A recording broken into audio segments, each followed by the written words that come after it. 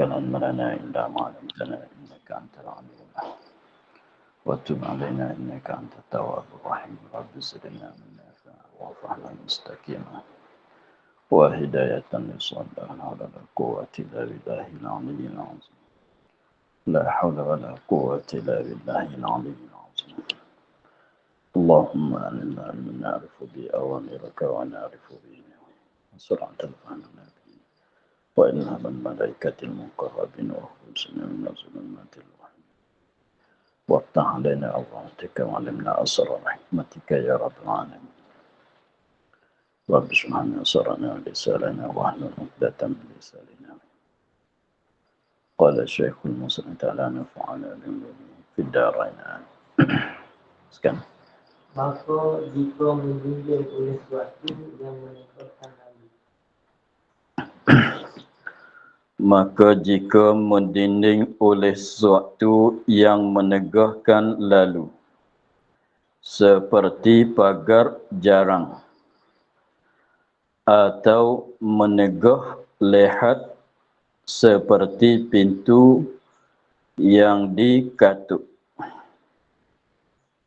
dan seumpama pintu katuk tabir yang dihulurkan, yang dihulur, atau tiada berdiri seorang pada berbetulan pintu, nascaya tiada sah mengikut.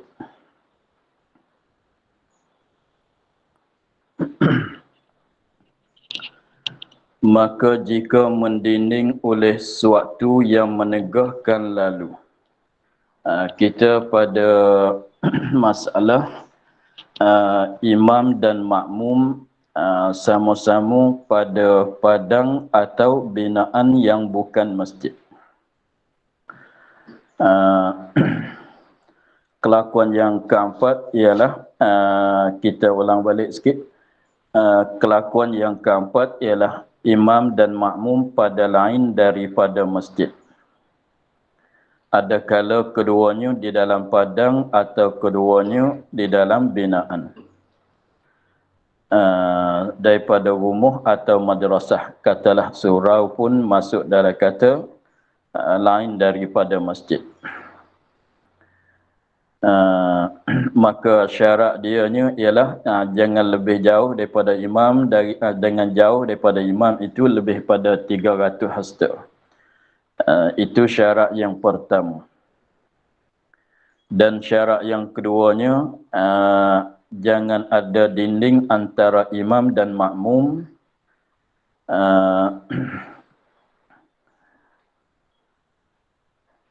Jangan ada dinding antara imam dan makmum pada tiga-tiga kelakuan. Pada masalah di dalam padang, di dalam bina, lepas tu seorang di dalam masjid, seorang di luar di masjid. Jangan ada dinding antara imam dan makmum pada tiga kelakuan yang akhir ini. Lepas tu habis tu dia katanya, maka jika ada di antara keduanya dinding yang ada pintu terbuka, dengan maknanya tidak menegah akan lalu kepada imam, pergi pada imam, dan tidak menegah akan nampak imam, maka harus mengikut. Maka harus mengikut. Itulah. Jadi masalahnya, masalah kita sekarang ni ialah masalah apabila imam dan makmum sama-sama tidak di dalam masjid.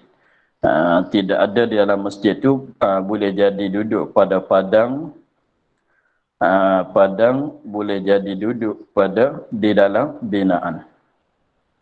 Maka syarat yang pertama, jangan jauh daripada makmum, jangan jauh daripada imam lebih pada 300 hasta. Dan masalah yang keduanya, jangan ada apa-apa benda yang mendindingkan antara imam dan makmum. Tetapi kalau ada dinding, tetapi ada pintu yang dibuka, maka boleh nak mengikut. sebab tidak menegahkan lalu pergi kepada imam dan tak menegah nampak akan imam.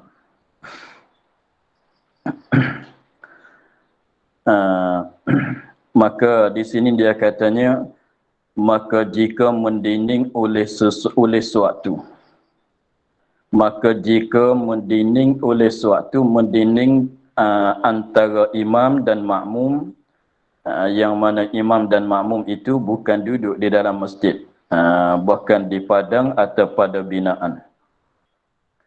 Maka jika mendinding oleh sesuatu di antara imam dan makmum, sesuatu ini sesuatu mana yang menegahkan lalu. Yang menegahkan lalu ni lalu kepada imam. Menegahkan lalu makmum kepada imam. Misal dianya, contoh dianya seperti pagar jarang. Ada pagar di antara imam dan makmum, tetapi pagar itu jarang. Fardunya tidak ada pintulah. Pagar itu maknanya imam sebelah sana pagar, makmum sebelah ni. Imam sebelah sana, makmum sebelah sini. Maknanya di tengah-tengah tu ada pagar yang mendindingkan imam dan makmum. Tetapi pagar itu fardu masalahnya ialah pagar yang jarang. Jadi pagar ni kalau pagar yang dibuat dengan simin, maka itu menegah akan lalu dan menegah akan lehat imam. Dia masalahnya syarat yang keduanya ialah jangan ada sesuatu yang mendindingkan di antara imam dan makmum, sesuatu itu yang menegah akan lalu kepada imam dan nampak akan imam. Maka mengikut yang dia kata tu, kalau pagar yang jarang, seperti jaring-jaring, ambil jaring jadikan pagar. Artinya katalah jadi pagar itu jarang, tak boleh nak lalu pergi kepada imam, tetapi kalau tanya nampak imam. Masalah nampak tu nampak, tengok imam nampak, tetapi hanya nak lalu pergi kepada imam tu tak boleh, sebab tidak ada pintu yang dibuka. Atau menegahkan lihat.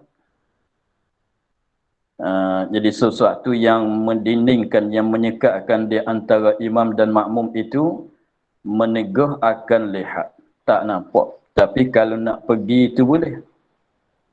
Kalau nak pergi itu boleh, tetapi tak nampak. Makmum tak boleh, tak nampakkan imam. Contoh dianya pintu yang dikatuk, pintu yang ditutup. Maknanya di dinding itu ada pintu, tetapi pintu itu ditutup. Jadi di sini maknanya kalau kita kata semata-mata ada pintu, kalau buka tu boleh pergilah. Kalau buka tu boleh pergi, ni pintu ditutup.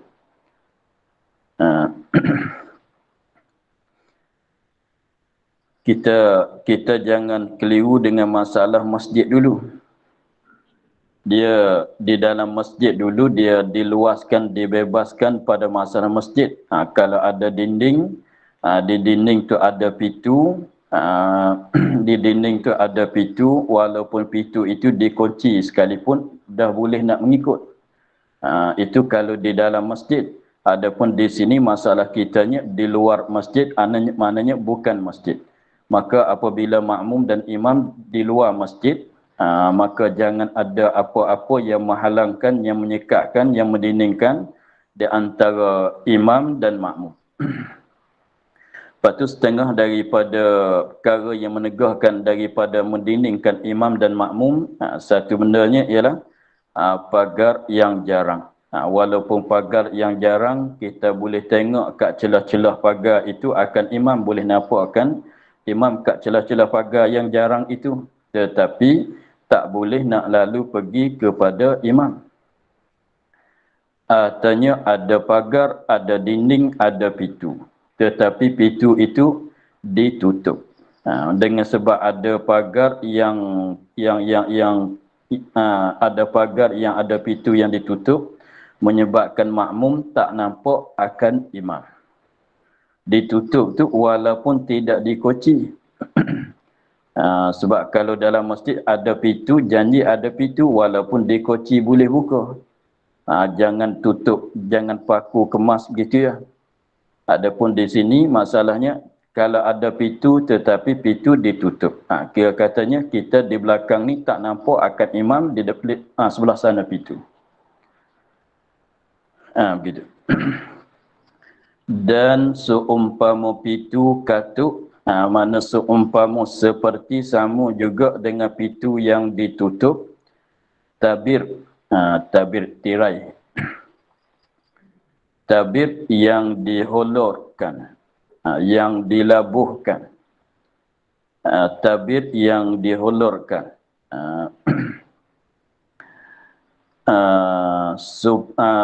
Dia katanya dan seumpama pintu katuk.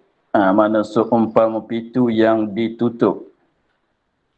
Ada menyelangi, menegah di antara imam dan makmum. Itu oleh tabir, artinya tirai. Daripada kain ke, daripada apa, ikutlah. Tabir yang dihulurkan, mana yang dilabuhkan. Ya biasanya tabir tu dia gulung naik. Apabila nak simpan tu dia gulung naik. Apabila nak pasang tu dia hulur tu. Maknanya dilabuhkan. Tapi kebanyakan tabir tempat kitanya dia tarik ke tepi. Apabila nak simpan, nak buka tu tarik ke tepi. Apabila nak pasang, nak guna tu tarik mari duduk di tengah ni. Katalah kata yang dihulur tu biasanya tabir pada masa dulu tu apabila nak simpan tu dia gulung naik, pusing-pusing naik.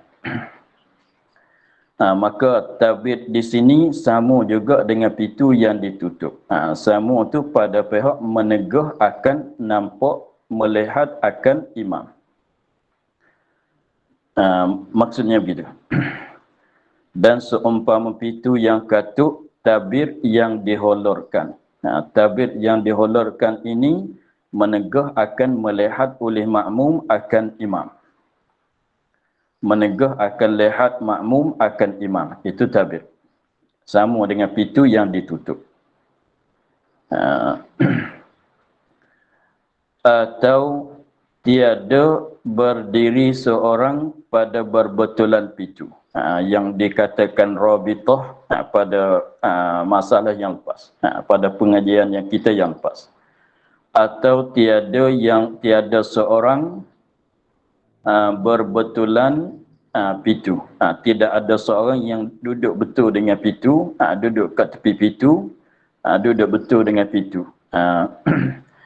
Sehingga katanya makmum sebelah luar tu tak nampak akan imam. Semuanya masalahnya nasjaya tiada sah mengikut.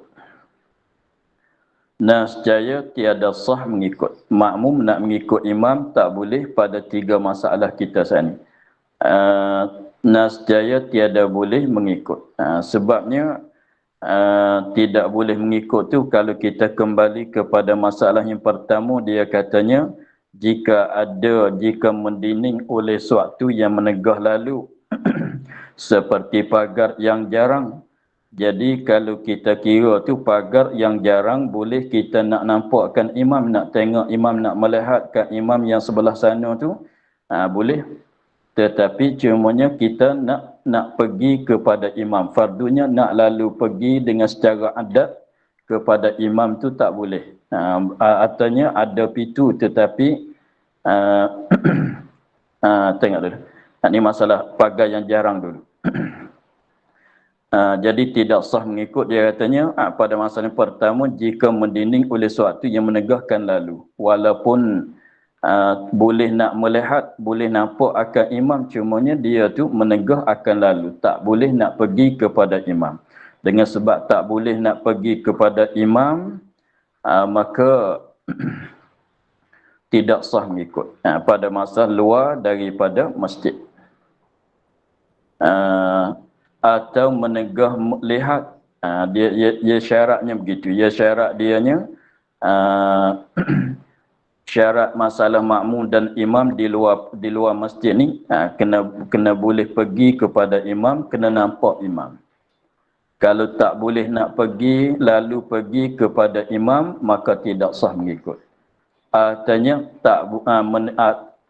artinya tak nampak imam, walaupun nak boleh nak pergi dengan secara adat. Maka tidak sah mengikut juga. Sebab tu dia katanya seumpama pitu yang dikatuk tu tirai tabir pun sama. Sebab biasanya kalau kita nak pergi itu tabir dengan sekadar kain gitu, boleh kita nak lalu pergi kan kepada imam. Tetapi dengan sebab kita duduk sebelah tabir, sebelah tirai itu, kita tak nampak imam. Kalau kira nak pergi pada imam tu boleh. Nak pergi kepada tempat imam tu boleh. Sebab kalau tirai daripada kain tu senang ya, kita nak lalu nak redah pergi. Tetapi dengan sebab kita sembahyang di belakang, sebelah tabir, sebelah tirai sana itu, menyebabkan kita tak nampak imam, maka tidak sah mengikut. Kena bukalah masalah tabir itu, kena buka. Kita buka agaknya nampak akan imam atau nampak orang yang berbetulan dengan tempat tabir yang dibuka. Masalah yang keduanya atau menegah melihat, tak nampak. Seperti pintu yang ditutup. Mana seperti ada dinding, lepas tu di dinding itu ada pintu, tetapi pintu itu ditutup. Kalau ada dinding, ada pintu yang dibuka, maka itu tak ada masalah. Ni ada dinding, antara imam dan makmum tu ada dinding, tetapi dinding tu ada pintu, pintu itu ditutup. Sama dengan pintu yang ditutup, tabir tirai yang dilabuhkan, yang diholorkan. Apa dia, tak boleh nak nampakkan imam, maka tidak sah mengikut juga. Dan masalah yang ketiga, masalah rabit dulu. Masalah rabit itu yang kita buat contoh dulu. Seorang tu imam sembahyang di dalam rumah, di tengah-tengah rumah. Lepas tu dia di tepi pintu tu ada seorang yang mengikut imam. Makmum yang ada di luar di serambi itu tak nampak imam, hanya dia nampak orang yang berbetulan dengan pintu, orang yang ada di tepi pintu itu. Maka sah mengikut pada masalah dulu. Tetapi di sini dia katanya tidak ada seorang yang berdiri pada berbetulan dengan pintu. Jadi masalahnya, kalau ada pagar, ada dinding, habis itu dinding itu ada pintu, tetapi pintu ada pintu sudah dibukakan.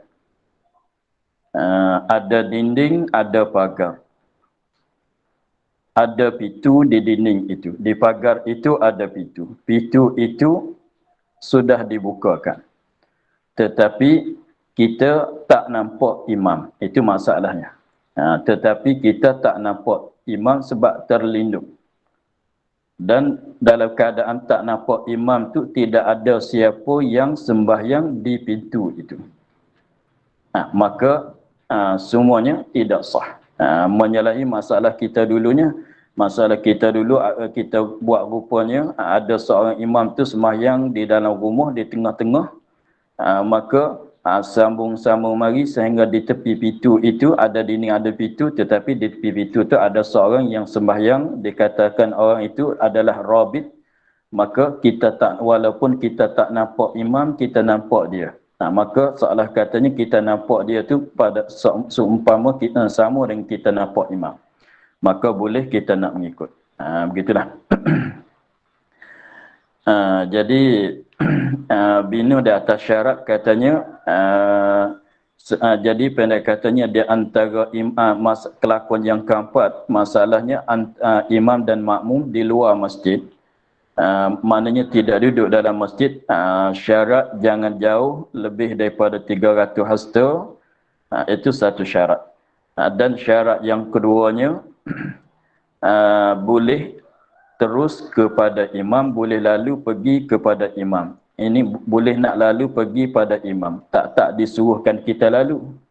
Tak disuruhkan kita pergi kepada imam, berjalan pada masa solat pergi di belakang imam, tak mesti begitu. Hanya boleh kalau nak lalu dengan secara adat itu boleh. Lagi pulanya syaratnya nampakkan imam. Lalu itulah daripada syarat yang kedua, boleh mesti kena boleh lalu pergi pada imam, mesti kena nampakkan imam. Maka daripada dua syarat yang akhir ini, kalau boleh lalu tetapi tak nampak, maka tidak sah juga. Kalau nampak tapi tak boleh nak lalu, maka tidak sah juga. Mereka masalah katanya di tepi pintu tu ada orang, ada makmum juga. Ada seorang makmum ada berbetulan dengan pintu. Maka walaupun kita tak nampak imam tapi kita nampak dia. Maka dia tu seolah katanya kita nak tahu imam rokok tak rokok, kita tengok dia. Nak tahu imam berpindah rukun kepada satu rukun, kita tengok dia. Maka itu sah. Begitulah. Kemudian kalau orang tanya, kalau kita duduk sebelah pintu, ketika awal kita sembahyang,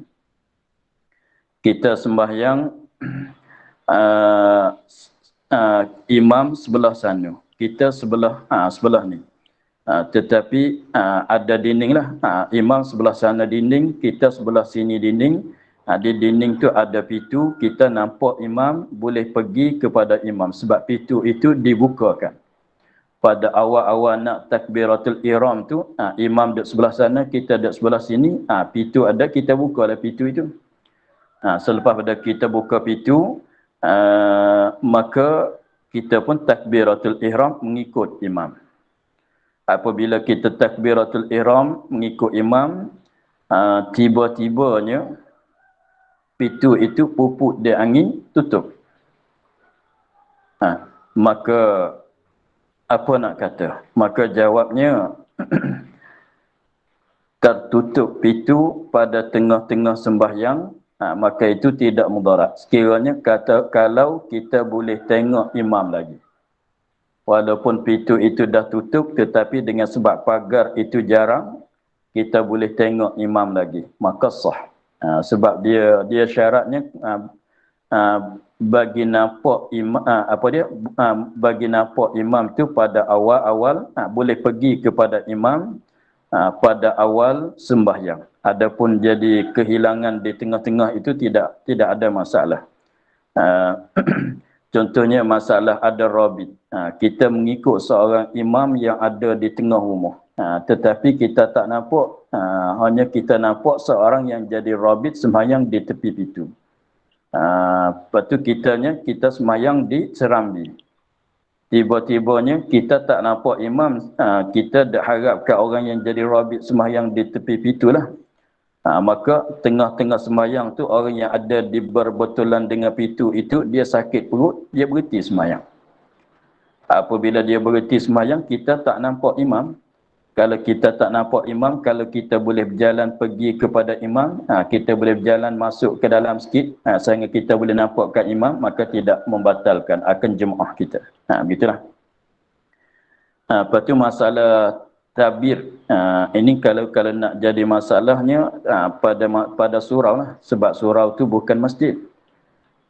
Surau musalla, kalau dalam masjid tidak ada masalah sebab kita boleh nak redahkan akan tabir itu nak pergi pada imam. Sebab dia tak syarat nak nampak imam kalau di dalam masjid. Adapun di luar masjid ni, syaratnya kena nampak juga akan imam. Maka masalah tabir pada surau itu, nak bagi hilang masalahnya, apabila nak solat tu kita bukakan tirai. Bukakan sikit.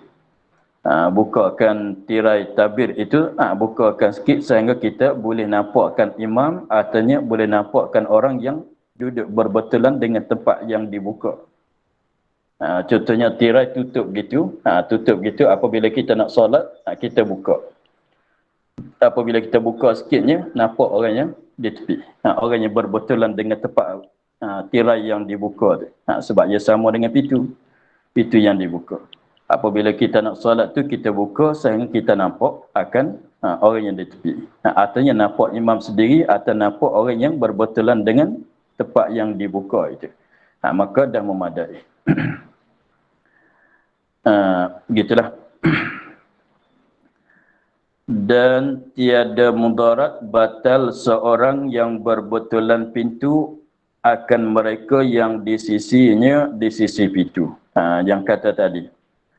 Dan tiada mudarat dan tiada mudarat batal dan tiada mudarat maknanya tidak membatalkan sembahyang makmum. Tiada mudarat maknanya tidak membatalkan sembahyang makmum. Tidak mudarat batal sembahyang seorang. Kalau kiranya batal sembahyang seorang tu i'rab jadi fa'il bagi mudarat. Tiada mudarat sembahyang seorang, batal sembahyang seorang yang berbetulan pintu. Tiada mudarat akan mereka-mereka di sisinya. Masalah tadilah yang kita sebut tadi. Jadi kita sembahyang di serambi, berdiri di serambi, kita tak nampak imam, hanya kita nampak orang yang duduk di tepi berbetulan dengan pintu. Orang yang berbetulan dengan pintu lah, dialah yang nampak imam. Kita tak nampak imam, kita nampak dia. Tiba-tiba orang tu tadi tu batal sembahyang dia. Dengan sebab dia sakit perut sangat, dia pun berhenti sembahyang dia, artinya dia berketuk di dalam sembahyang, batal wuduk, maka dia pun berhentilah, batal lah sembahyang dia. Maka kita yang ada di tepi ini, adakah ikut jadi batal juga? Maka jawabnya tidak. Tapi syaratnya kita tahu nampak akan imam. Kita nampak akan imam. Kalau terlindung, kita berjalanlah sikit. Sehingga kita boleh nampak akan imam. Itu maksudnya. Dan tiada mudarat batal sembahyang seorang yang berbetulan dengan pintu. Tidak mudarat akan mereka di sisinya, ni akan mereka yang berdiri sembahyang, yang bersembahyang di tepi-tepi pintu sebelah luar, seperti orang yang sembahyang di serambi pada misal kita tadi. Jadi maknanya rabit tadi itu tak dia batal sembahyang, tengah-tengah sembahyang tu dia batal. Maka kita di tepi ini tidak mudarat, tapi syaratnya kena nampakkan imam. Sebab dia dah batal, sebab dia ni sebagai orang yang menggantikan imam, menepati imam. Kita tak nampak imam pun boleh, kita nampak dia. Tetapi dengan sebab dia tu batal, dengan sebab sembahyang dia tu batal, maka kita di pintu duduk di serambi ini, batal tak batal tu tengok. Kalau boleh nampakkan imam pula, maka tidak batal. Tetapi kalau dia batal, kita tak nampakkan imam, batal juga sembahyang kita. Batal juga dengan mana kalau kita mengikut imam lagi, batal. Kalau kita mengikut imam lagi tu batal. Malaikat kita niat mufarakah. Apabila dia batal, kita tak boleh nak berjalan untuk nak nampakkan imam. Maka kita niat mufarakah. Supaya sembahyang kita tidak batal. Begitu. Jadi masalah orang rabit tadi tu, kalau syaratnya nak bagi ada dia ketika mulai sembahyang. Nak bagi ada dia pada mulai sembahyang. Seperti pintu yang dibuka tadi. Pintu mesti kena dibuka. Kalau ada pintu tu mesti dibukakan pada permulaan sembahyang. Sekiranya kalau di tengah-tengah sembahyang, pintu itu ditutup oleh angin masalan, maka tidak ada masalah. Sebab dia kaedah dia yutafaru fid dawam ma la yutafaru fil ibtida'. Dimaaf pada tengah-tengah akan perkara yang tak dimaaf pada permulaan. Jadi permulaan tu pintu mesti dibuka. Permulaan sembahyang kita pintu mesti dibuka. Permulaan sembahyang kita mesti kena ada rabit yang duduk berbetulan dengan pintu. Tetapi kalau di tengah-tengah itu dimaafkan. Di tengah-tengah sembahyang pintu ditutup, maka dimaafkan. Tengah-tengah ada sembahyang, rabit itu batal sembahyang, maka dimaafkan. Boleh nak mengikut lagi, tapi syaratnya kena boleh nampakkan imam. Begitulah. Dan tiada mudarat batas sembahyang seorang yang berbulan pitu yang dikata dia tu rabit, tidak mudarat akan mereka, ini akan sembahyang mereka yang bersembahyang di sisinya, di sisi pitu tadi, dan mereka di belakangnya, dan mereka yang ada di belakang-belakang lagi, belakang orang yang ada di pitu. Jadi kita sembahyang di serambi, kita nampak rabit, tak nampak imam. Lepas tu orang yang di belakang kita tu lagi. Jadi kita dan orang di belakang kita tak jadi batal, dengan sebab batal oleh orang yang jadi rabit. Sama juga pintu ditutup, tengah-tengah duk sembahyang. Jadi batal sembahyang orang yang jadi rabit tu bila? Kemudian daripada takbiratul ihram mereka itu. Kemudian daripada takbiratul ihram mereka itu mereka itu ialah seorang yang sembahyang berbetulan pitu, dan mereka di belakang. Tidak mudarat. Sebab tadilah dia kemudian daripada takbiratul ihram, yani maksudnya di tengah-tengah sembahyang. Sebab kita maksudnya begini, pada masa takbiratul ihram dikatakan permulaan sembahyang. Apabila selepas pada takbiratul ihram dikatakan tengah-tengah sembahyang. Walaupun pada rakaat, kalau zuhur rakaat yang pertama kita sedang baca Fatihah, rakaat yang pertama bagi zuhur sekalipun, itu dah panggil di tengah-tengah sembahyang. Begitu. Jadi sebab takbiratul ihram dikirakan permulaan sembahyang. Selepas pada takbiratul ihram dikira kata tengah-tengah sembahyang. Kira begitu. Tak payah tanyalah rakaat yang keberapa tu. Tak kira. Selepas pada kita takbiratul ihram dikatakan kita duduk di dalam tengah-tengah sembahyang, bukan permulaan sembahyang. Jadi kembali kepada masalahnya pintu yang dibuka. Kalau ada pintu itu mesti dibuka. Kalau ada tabir, ada tirai itu mesti dibukakan sehingga kita nampakkan imam. Kalau kita dan juga kalau ada rabit, mesti kena ada rabit di tepi pintu yang dia nampakkan imam. Jadi syaratnya kena ada rabit atau pintu itu dibuka pada ketika takbiratul ihram makmum saja. Jadi ketika kita nak mulai sembahyang, pintu itu mesti dibukakan. Kita nak mulai sembahyang, rabit tadi itu mesti dah ada. Apabila kita sudah takbiratul ihram, pintu itu jadi tutup dengan sebab dipuput oleh angin. Maka tidak ada mudarat. Dan juga ketika kita takbiratul ihram, rabit tu ada di tepi pintu. Yang berbetulan dengan pintu tu ada dia. Kita pun dengan sebab dia ada di tepi pintu, berbetulan dengan pintu tu, maka kita pun takbiratul ihram sebab kita nampak dia. Selepas pada kita takbiratul ihram tak berapa lama, pintu itu ditutup atau dia tu batal sembahyang. Maka sembahyang kita tak mudarat. Sebab syaratnya kena boleh nampakkan imam, kena boleh lalu pergi kepada imam tu ketika awal sembahyang saja. Itu maksudnya. Syarat kena kata tadi katanya mesti kena boleh lalu pergi pada imam, yakni pada awal sembahyang. Syarat kena nampakkan imam atau nampakkan rabit tadi tu pada awal sembahyang. Yang mana awal sembahyang tu ialah takbiratul ihram. Adapun kedatangan kedatangan tiba-tibanya pintu jadi tutup, tiba-tibanya orang yang jadi rabit itu batal sembahyang dia, maka sembahyang kita di belakang ni tak mudarat. Kita di belakang, kita di tepi pintu atau orang yang di belakang-belakang kita ni tak mudarat. Tapi syaratnya boleh nampakkan imam lagi. Begitulah.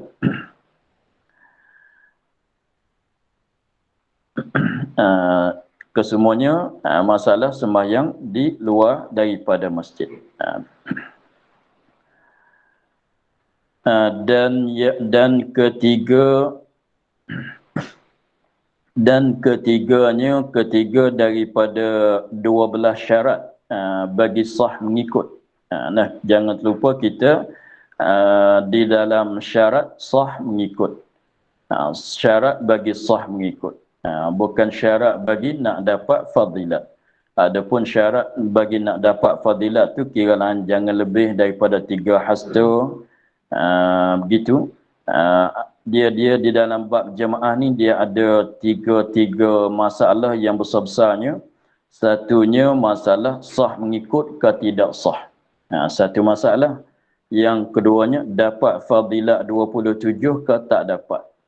Itu satu masalah. Lepas tu satu masalah laginya hasil syiar jamaah ke tidak. Kita kira bab jemaah tu masalah besar-besarnya 3 masalah. Masalah sah mengikut ke tidak sah mengikut. Maka sah mengikut atanya tidaknya, maka syaratnya 12. 12 syarat. Ni kita duduk dalam syarat yang ketiga. Lepas tu syarat bagi nak sah, syarat bagi nak dapat fadilat. Yang kata 27. Jangan lebih jauh. Jangan lebih jauh daripada 3 hasta daripada kita dengan imam atau saf yang di depan kita. Mesti berbetulan dengan saf, apalah banyaklah syarat dia lagi. Dan satu perkara laginya, syarat apa dia, sembahyang jemaah mesti kena zahir akan syiar. Kena zahir akan syiar sembahyang jemaah. Sebab tu kalau nak tilik kepada nak dapat fadilat 27, tak tilik kepada nak hasilkan syiar, apabila seorang sembahyang dengan isteri dia, dengan anak dia kat rumah masing-masing, dah dapat dah fadilat 27. Tetapi kalau masing-masing sembahyang di rumah kesemuanya, ahli kampung itu sembahyang di rumah semuanya, maka tak hasil syiar. Tetapi fadilat 27 itu dah boleh. Tetapi syiar yang ditutup yang ditutup pada sembahyang jemaah itu tidak hasil. Maka tak lepas daripada fardu kifayah, artinya tak lepas daripada tututan sunat. Begitu. Untuk nak hasil 27, kita sembahyang di mana-mana saja, jemaah di mana-mana saja, mengikut adat dia, maka boleh dah 27.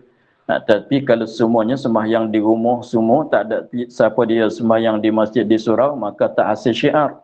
Maka tak lepas tututan pada masalah hasil syiar. Tapi 27 dah boleh. Begitu. Tetapi tu masalahnya sininya masalah sah mengikut. Kalau antara imam dengan makmum, walaupun di dalam masjid, lebih jauh daripada 3 hasta, maka dah tak dapat fadilah jemaah. Fadilah jemaah tu tak boleh. Tapi mengikut tu boleh lagi. Sebab di masjid tidak ada jauh dekat. Hanya masjid tu kira katanya beri pun di satu tempat.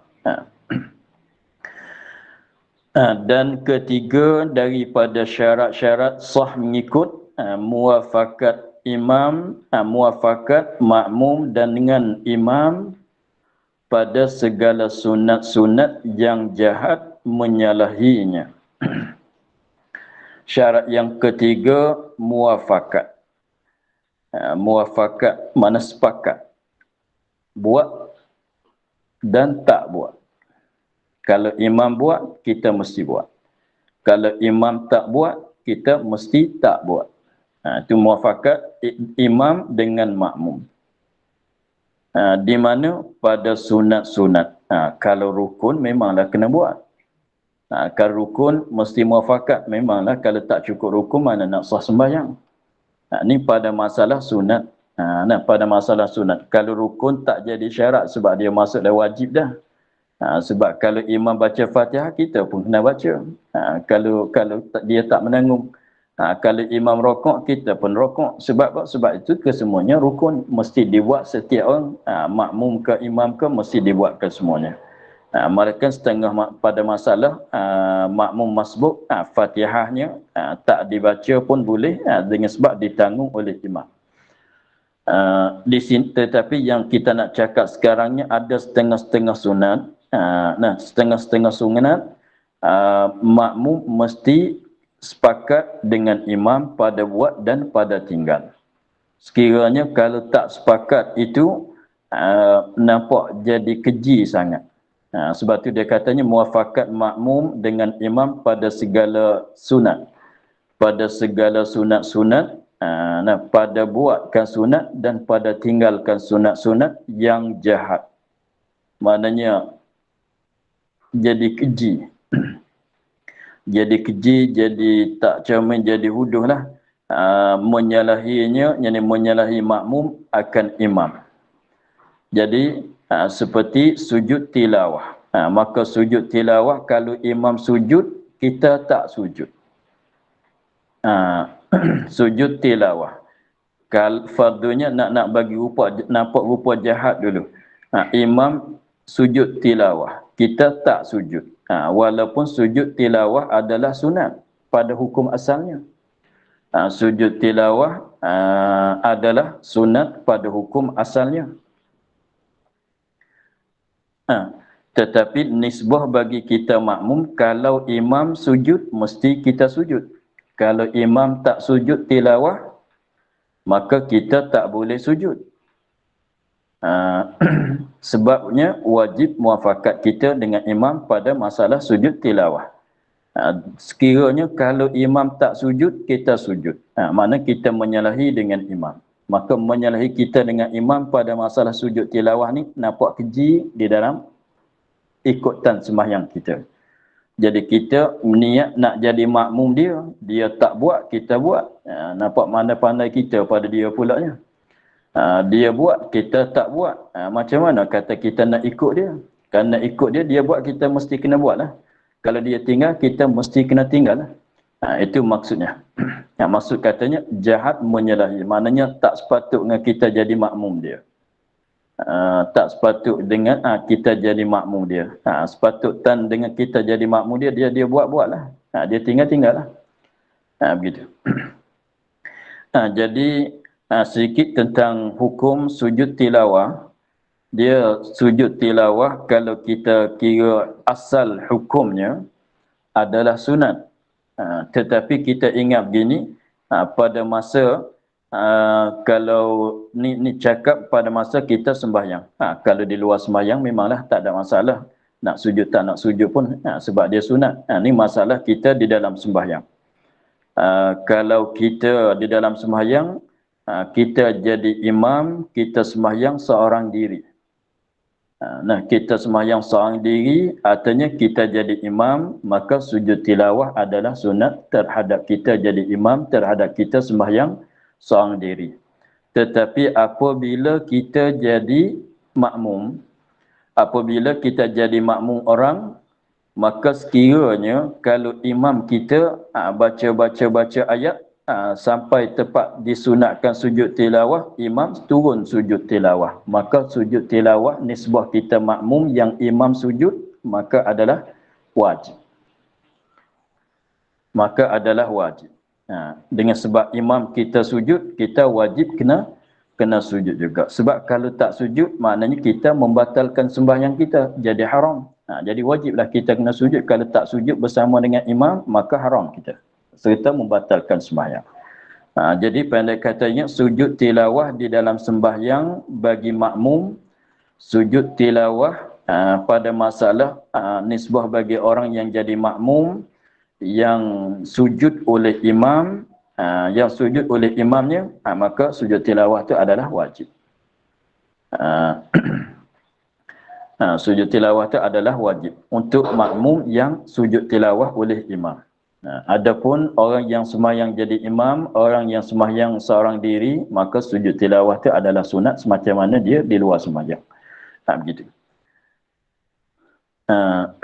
Tengok masalah sujud tilawah ni, dia katanya seperti sujud tilawah, hukum dianya maka wajib muafakat, yakni muafakat makmum dengan imam pada buat dan pada tinggal.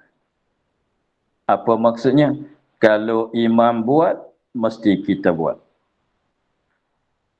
Kalau imam tinggal, maknanya tak sujud tilawah. Dia baca sampai tepat sujud tilawah, dia tak sujud. Maka kita pun jangan sujud. Jadi wajiblah. Jadi wajib kalau tak begitu, jadi berdosa serta membatalkan sembahyang. wajib muafakat pada buat. Maknanya pada buat. Kalau imam sujud, mesti wajib kita kena sujud. Kalau kita tak sujud bersama dia, maka berdosa serta haram serta batal sembahyang. Dan pada tinggal dengan maknanya sekiranya kalau imam tak sujud tilawah, sampai dia baca sampai ke tepat sujud tilawah tetapi dia tak sujud, maka kita pun tak boleh nak sujud. Sekiranya kalau kita turun sujud juga, maka berdosa serta membatalkan sembahyang. Ini kalau orang makmum. Tetapi kalau kita tak sembahyang, kita duduk dalam masjid. Contohnya subuh pagi Jumaat. Subuh pagi Jumaat, kita orang azan di masjid tu, kita duduk di masjid dah. Kita solat subuh seorang kita. Duk tunggu, tiba-tibanya imam sembahyang subuh. Kita tak sembahyang subuh sebab kita dah solat. Kita dah sembahyang subuh, kita nanti dengar imam baca surah Sajdah pada subuh Jumaat. Kita dengar sampai ke tempat sujud tilawah dalam surah Sajdah tu, imam masjid tak sujud. Kita orang dengar bacaan dia ni yang tak sembahyang, tak jadi makmum dia, sunat kita sujud. Gitu. Tetapi makmum dia kan dengan sebab imam tak sujud, makmum dia pun tak boleh nak sujud. Tetapi kalau kita di luar sembahyang, kita dengar orang sembahyang baca, sunat kita sujud. Begitu. Maka kitab saya ni dia ada tulis di tepi lah. Kita tengok di tepi sikit. Qauluhu dan pada tinggal, seperti sujud sahwi.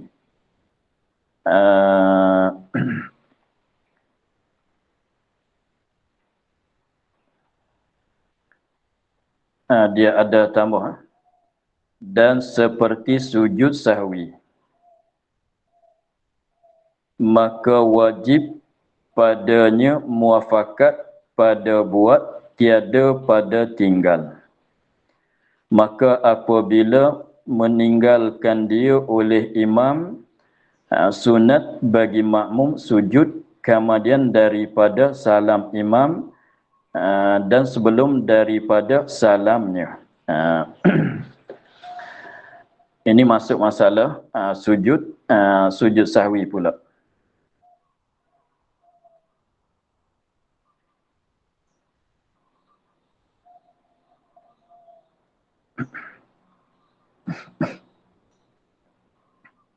Dia barangkali kitab tu ada jatuh, ada salah ke macam mana.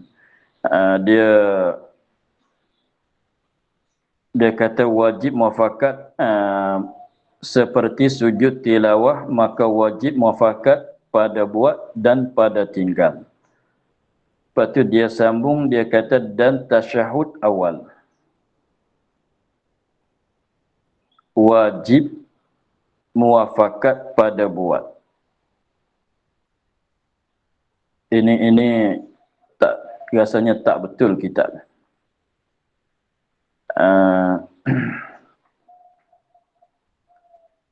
Kitab ada salah tulis ke macam mana. Yang betulnya di luar. Yang ada tulis di luar. Ia katanya dan tasyahud awal wajib muafakat pada buat, itu salah. Barangkalinya tempat betul dengan perkataan tasyahud awal tu kita ubah jadi sujud sahwi. Kita ubah jadi sujud sahwi. Bukan tasyahud awal.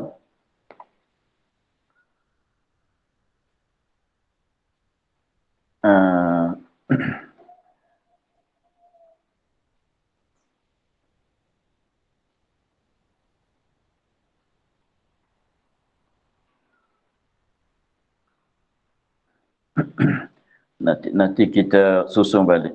Tapi belum pada tu kita tengok dulu. Jadi masalah syarat yang ketiga ini, kalau mengikut dalam kitab fiqhnya, disebut dalam masalah ini tu 4 perkara. Satunya masalah sujud tilawah, yang keduanya masalah sujud sahwi, yang ketiganya masalah tasyahud awal, yang keempatnya masalah kunut. kita ambil di situ dulu.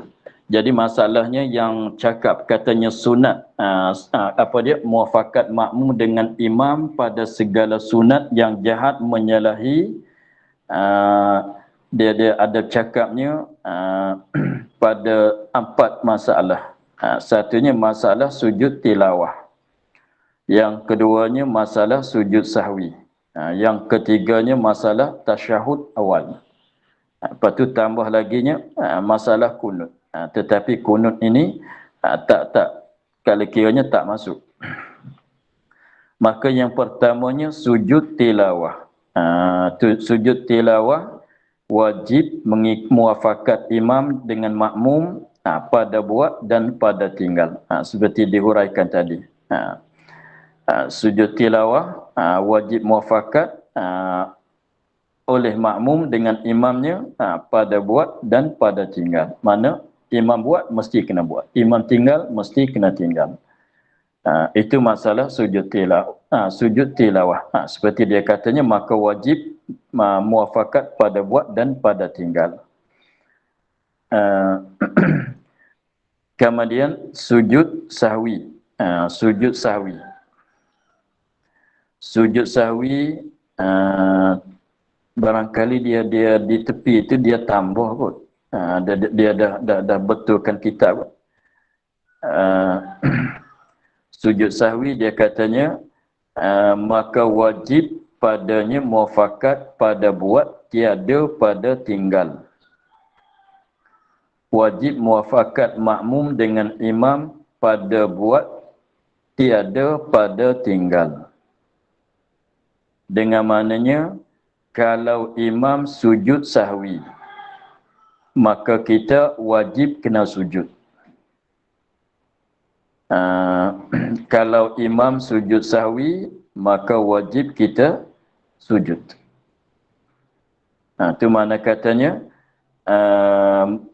di tepi itu dia tulis katanya, dan seperti sujud sahwi, maka wajib padanya pada sujud sahwi muafakat, yang muafakat makmum dengan imam pada buat. Pada buat tu dengan maknanya kalau imam sujud sahwi, belum nak beri salam, belum pada imam nak beri salam, dia sudah baca tahiyat, sudah baca selawat, dia belum pada dia nak beri salam tu dia sujud sahwi. Apabila kita tengok imam kita tu sujud sahwi, maka wajib kita kena sujud juga. Walaupun kita tak tahu sebab sekalipun. Walaupun kita tak tahu sebab, apa sebab imam sujud sahwi. Salah di mana, ada kekurangan di mana sembahyang dia menyebabkan dia tu sunat sujud sahwi bagi imam. Kita tak tahu sekalipun, semata-mata kita tengok imam kitanya sujud sahwi, maka kita pun wajib sujud bersama dengan dia, muafakat dengan dia. Itu sebelah balik buat. Tiada pada tinggal. Tiada pada tinggal maknanya kalau imam tak sujud. Kita dah tahu imam kita ni kalau sembahyang zuhur, imam kita tidak baca tasyahud awal tadi. Imam kita tak baca tasyahud awal, atau imam kita tak baca kunut pada subuh, pada sembahyang witir Ramadan.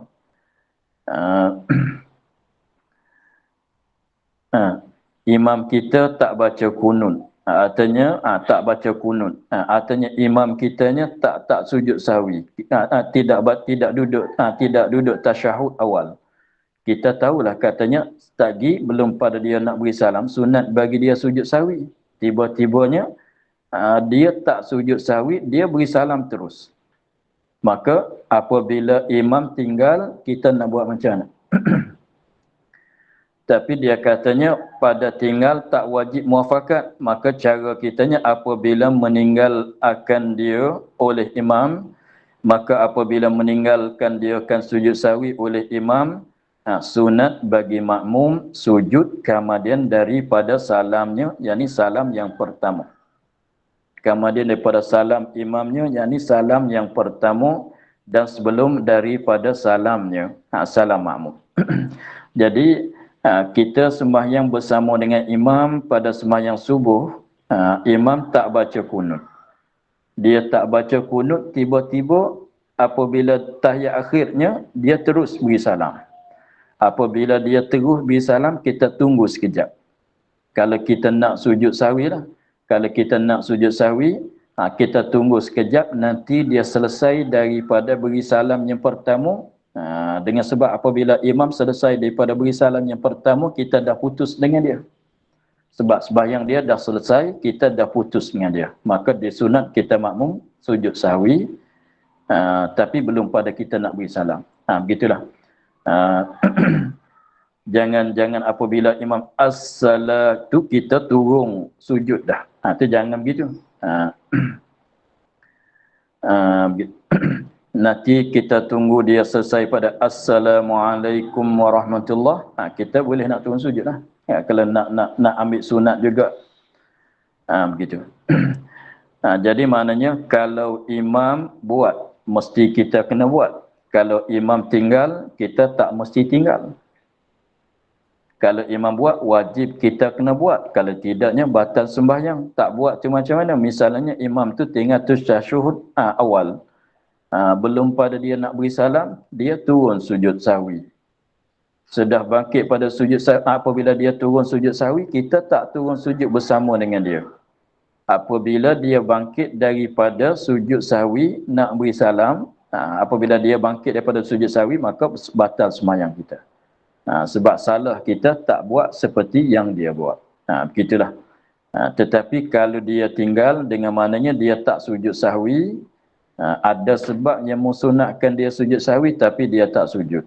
Maka kita tunggu dia beri salam. Apabila selepas pada dia beri salam, kita nak sujud pun boleh sunat. Kalau kita tak nak sujud pun kita beri salam. Begitulah. Itu masalah. Yang kedua ialah masalah sujud sahwi. Jadi berlainan di antara sujud tilawah dengan sujud sahwi. Sujud tilawah wajib muafakat pada buat dan pada tinggal. Kedua-dua. Adapun sujud sahwi muafakat wajib muafakat pada buat saja. Tinggal tak wajib muafakat. Itu lain. Lepas tu ada satu perkara lagi, masalah tasyahud awal. Masalah tasyahud awal. Maka masalah tasyahud awal tu rasanya salah dia tulis ni. Sebab tasyahud awal wajib muafakat pada tinggal, tidak pada buat. Itu nanti kita tengok esok lah. Tengok hari Sabtu ni lah. Masalah dia. Maka untuk hari ni kita sekadar itu dulu. Dan kita akhir dengan kata dan tasyahud awal wajib muafakat pada perbuat. Tapi tulisan tu salah. Wallahu a'lam. Alhamdulillahirabbil alamin. Bismillahirrahmanirrahim. Alhamdulillahirabbil alamin wassalatu wassalamu ala asyrafil anbiya'i wal mursalin wa ala alihi wa sahbihi ajma'in.